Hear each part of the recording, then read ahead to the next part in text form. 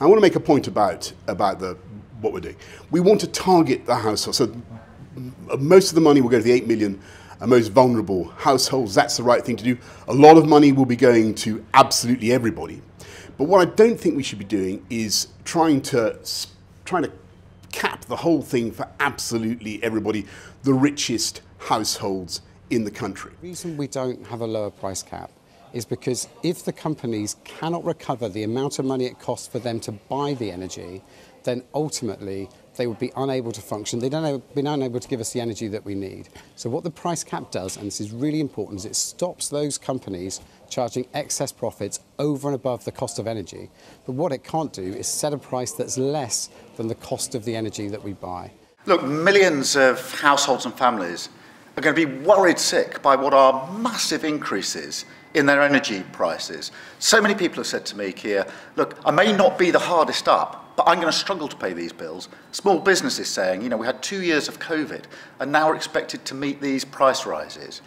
You know, and meanwhile, oil and gas companies are making huge profits that they didn't expect to make. And I think almost everybody would say that's not right. That's why Labour, that's why I've said we need to have a freeze on those energy prices. Do not let them go up to those levels and pay for that in part by a windfall tax on the oil and gas companies on those excess profits. Meanwhile, you've got a government that is missing in action. And I think most people looking in today would say that is unforgivable from the government in the middle of a cost of living crisis. In May, a package was announced based on a forward guidance from Ofgem when the government asked it for forward guidance. We did not have to wait to now to know that this was coming. We've known it was going to be around £3,500 for a good couple of months or somewhere in that ballpark.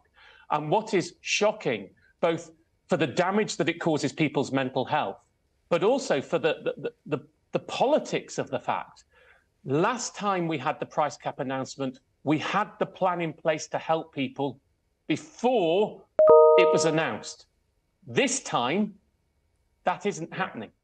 But the fact that these predictions have been accurate should be a message to government that we can see the problems ahead of time and look to resolve them. And that's why we're very clear that government must get a grip of this crisis right now.